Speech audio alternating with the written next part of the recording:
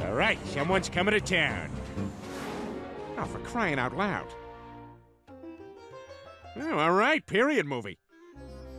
Oh, not a period movie. Oh, this guy's in trouble. Can't wait to hear his story. Oh, come on! Korang mesti suka menonton filem kan? Ingat tak, sebelum filem ditayangkan, mesti ada logo studio yang dipaparkan terlebih dahulu. Agak-agak korang, dari mana datangnya idea untuk mereka menghasilkan logo-logo ini? Sebelum tu, jangan lupa untuk subscribe KMN Box untuk dapatkan lagi info yang pelik dan menarik. Tanpa membuang masa, jom kita selongkar sejarah logo-logo ini dan dari mana datangnya idea untuk menghasilkannya. Logo Metro Goldwyn Mayer. Logo ini asalnya bernama Goldwyn Pictures dan ia telah dibeli oleh Marcus Lowe pada tahun 1924. Marcus menggabungkannya dengan dua buah studio beliau, iaitu Metro Pictures Association dan Louis B. Mayer Studio. Maka terbentuklah Metro Goldwyn Mayer Studio. Kalau korang nak tahu, mereka dapat idea untuk menggunakan singa hidup sebagai ikon utama pada logo ini sejak tahun 1916 lagi. Dahsyat kan idea mereka ni?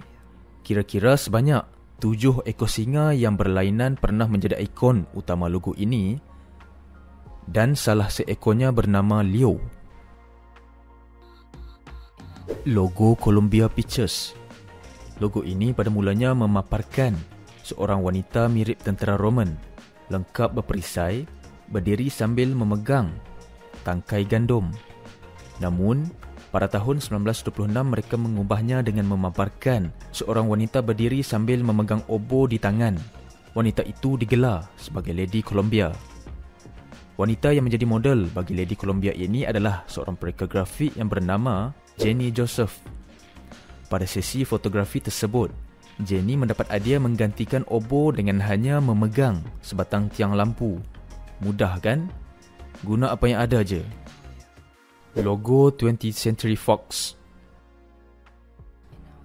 Pada awalnya, logo ini telah dianimasikan tanpa menggunakan sebarang teknologi komputer oleh Emil Kosa Jr., iaitu dengan hanya menggunakan lukisan yang dibuat di atas kaca dan menggerakkannya menggunakan teknik stop motion untuk menghasilkan pergerakan yang diperlukan.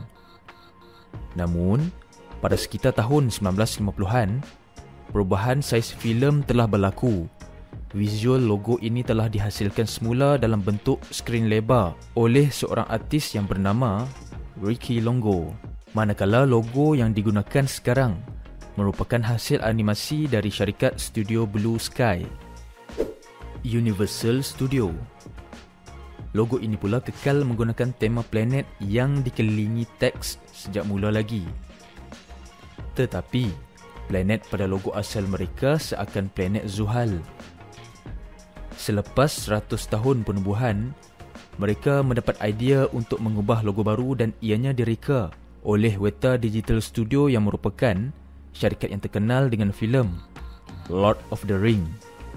Lalu visual planet itu ditukar supaya lebih mirip dengan planet bumi bermula pada tahun 1923 dan digunakan hingga sekarang. Logo Paramount Picture. Pengasas Paramount Picture iaitu William Hodgkinson pernah memiliki panggung wayang. Oleh kerana hasil kejayaannya dalam perniagaan, beliau mengambil keputusan untuk bergabung dengan sebuah syarikat pengeluar filem. Hodgkinson mendapat idea untuk menamakan studio beliau selepas ternampak bangunan bernama Paramount ketika berada di New York. Kemudian, Hodgkinson memilih gunung sebagai elemen logonya. Selepas itu, beliau membayar seorang artis yang bernama Dario Campanile untuk melukis logo rasmi yang digunakan pada tahun 1987 sehingga 2002.